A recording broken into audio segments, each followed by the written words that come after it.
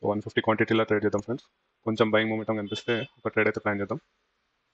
Yeah, so trade అయితే execute అయింది friends. మనం ఇమీడియట్గా ఒక స్టాప్ లాస్ పెట్టుకుందాం ఇక్కడే, somewhere this level.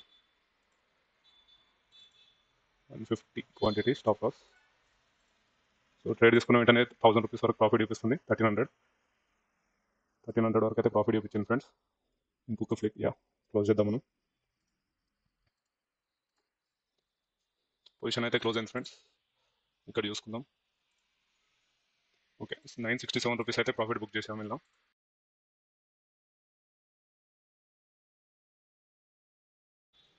Hello traders, నమస్కారం మీ అందరికీ.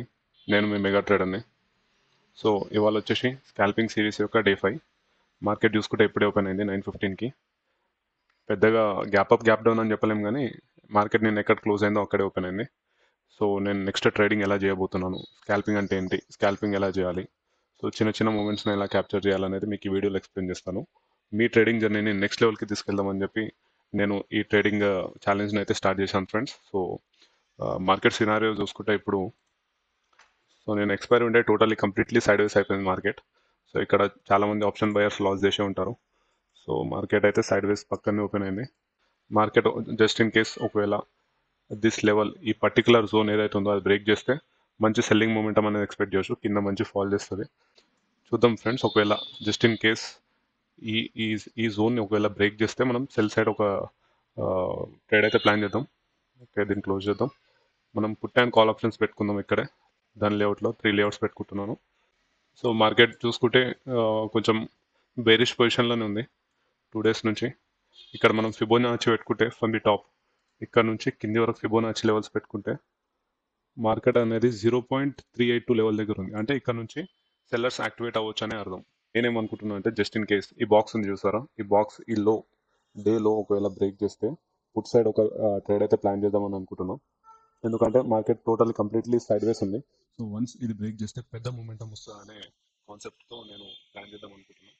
చూద్దాం ఫ్రెండ్స్, ఈ 5 మినిట్స్ క్యాండిల్ అయితే క్లోజ్ కానీ ఇంకా 1 మినిట్ టైం ఉంది. ఒకవేళ స్ట్రాంగ్ క్లోజ్ అయింది అనుకో, మనం పుట్ వైపు ఒక ట్రేడ్ అయితే ప్లాన్ చేయొచ్చు.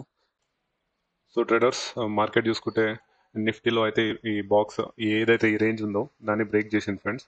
బ్రేక్ చేసిన తర్వాత కొద్దిగా రిట్రేస్ అవ్వడానికి పైకి వస్తుంది. సో ఇక్కడ మన ప్రీమియమ్స్ కూడా చూసుకుంటే మంచి లెవెల్లోనే దొరుకుతుంది.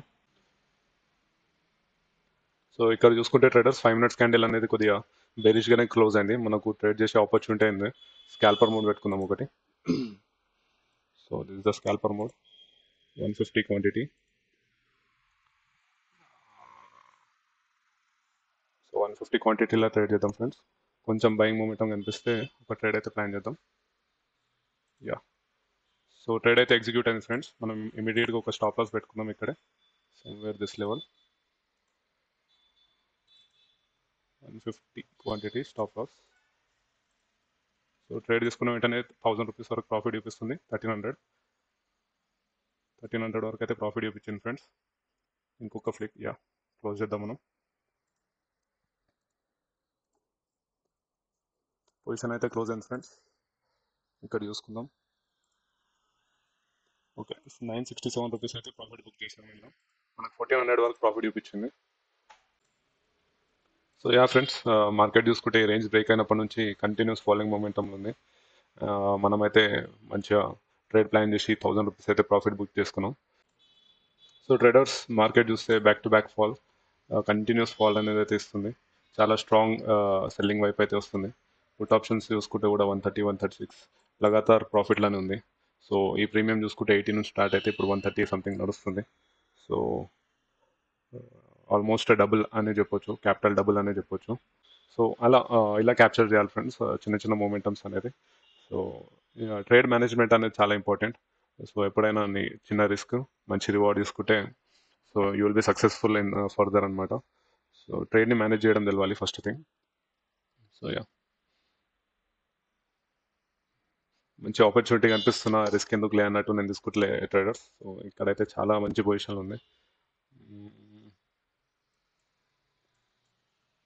ఓకే, లెట్స్ సే మనం ఇక్కడ ఒక ట్రేడ్ తీసుకున్నాం జస్ట్ ఇన్ కేస్, అండ్ ఇది స్టాప్ లాస్ ఇచ్చాం.